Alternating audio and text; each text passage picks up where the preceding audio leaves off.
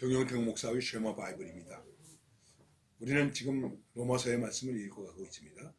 로마서 8장 가운데서 31절에서부터 35절 말씀을 보겠습니다. 그런즉 이 일에 대하여 우리가 무슨 말하리요? 만일 하나님이 우리를 위하시면 누가 우리를 대적하리요?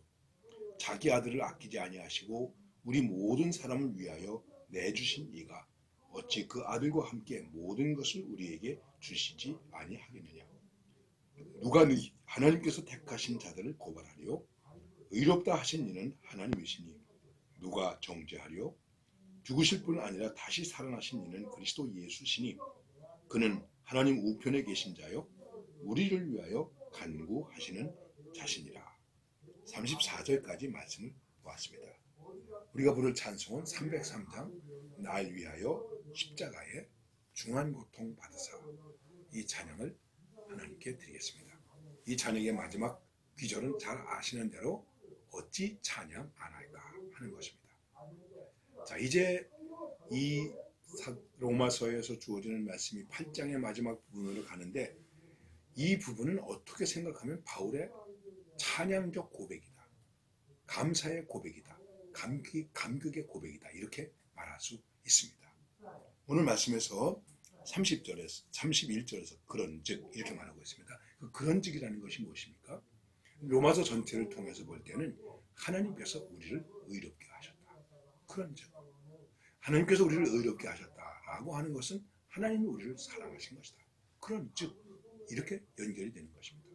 조금 더 구체적으로 말씀드린다면 하나님께서 죄인 우리를 미리 정하시고 부르시고 의롭게 하시고 영화롭게 하셨다. 그런즉 그래서 우리로 하여금 그리스도의 형상을 본받게 하셨다. 그러니 이렇게 되는 것입니다. 여러분의 신앙의 고백에다가 한번 연결시켜 보세요. 나는 예수 믿는 사람이 되었다. 그런즉 나는 교회의 집사가 되었다. 그런즉 나는 목사가 되었다. 장로가 되었다. 그런즉 그 다음에 어떻게 하시겠습니까? 이것입니다. 나는 거듭났다. 예수 믿는 사람이 되었다. 하늘의 소망으로 살게 되었다. 그런즉 이 일에 대하여 우리가 무슨 말 하리요? 이렇게 하나님께서 나를 사랑하시고 그 하나님의 사랑을 입은 자로서 그의 뜻대로 부르심을 입은 자들로서 모든 것이 합력하여 선을 이루는 자가 되었다. 그런데 우리가 뭐 할 말이 또 있느냐? 이것입니다. 그렇습니다. 하나님이 나를 사랑하신다. 무슨 말이 더 필요합니까? 난 하나님을 사랑하는 자야. 그러면 무슨 말이 더 필요합니까? 우리 말이 참 많죠. 하나님과의 관계나 사람들과의 관계 속에서 여러 가지 얽히고 설키는 일들이 많이 있죠. 이 말씀을 그대로 내 믿음과 적용시켜 보세요.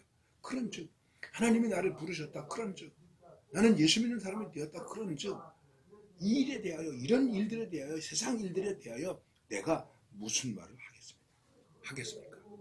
할 말이 없다는 것입니다. 욥처럼 내가 생각할 땐 내게 대하여 나쁘다고 하도 우리는 할 말이 없는 것입니다. 그래서 그 다음에 말합니다. 만일 하나님이 우리를 위하시면 누가 우리를 대적하리요? 이제 여기서 다시 그 우리의 신앙의 고백 속에서 주어지는 확신과 고백은 무엇입니까? 하나님이 우리를 위하신다. 근데 오늘 말씀에서 만일 하나님이 우리를 위하시면 이렇게 말하고 있습니다. 만일이라고 말하고 있습니다.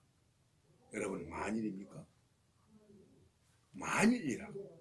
만일 하나님이 나를 위하신다면, 하나님이 나를 위하신다면 어떻게 되겠습니까? 누가 우리를 대적하리요? 대적하는 사람이 없다는 얘기는 아닙니다.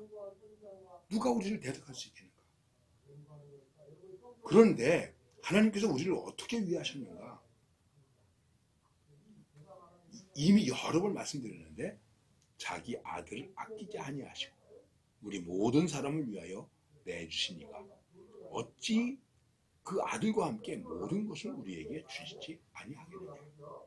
우리는 하나님의 사랑과 하나님의 섭리, 정하시고 부르시고 의롭게 하시고 영화롭게 하신 그 부분에 대해서 우리가 사실 할 말이 없다. 다시 한번 확신해 보세요. 하나님이 우리를 위하시면 누가 우리를 대적하겠습니까? 하나님이 우리를 위하신다는 확신을 어떻게 알 수 있습니까? 자기 아들을 아끼지 아니하고 우리 모든 사람을 위하여 주셨다. 죄인을 위하여 주셨다. 그 아들과 함께 모든 것을 우리에게 주시지 아니하겠느냐. 모든 것을 우리를 위하여 있게 하시지 않겠느냐 하는 것입니다. 그래서 하나님이 우리를 사랑하신다. 사랑의 증거가 뭐냐? 아들도 아끼지 않고 주셨다. 그리고 그것이 우리를 위하신 것이다. 이 하나님이 나를 위하고 있다. 무엇이 대적이 되고 대적이 있다 한들 두려움이 무엇이 있겠습니까? 날 위하여 십자가에 중한 고통 받으사 그 사랑으로 우리를 사랑하신 그 주님 앞에서 어찌 찬양 안 할까 하는 찬양의 고백과 감격만이 있을 뿐이지 다른 것이 있을 수가 없다는 것입니다. 무슨 말 하냐? 예수 믿는 사람들이 말이 너무 많아요. 여러분은 그렇다고 생각하지 않습니까? 오늘 이 말씀에서 다시 한번 확신하십니다. 하나님이 우리를 위하신다. 하나님이 나를 위하신다. 어떻게 위하셨는데? 지금 내가 얼마나 어려운데, 얼마나 힘든데 아들도 아끼지 않고 주셨다.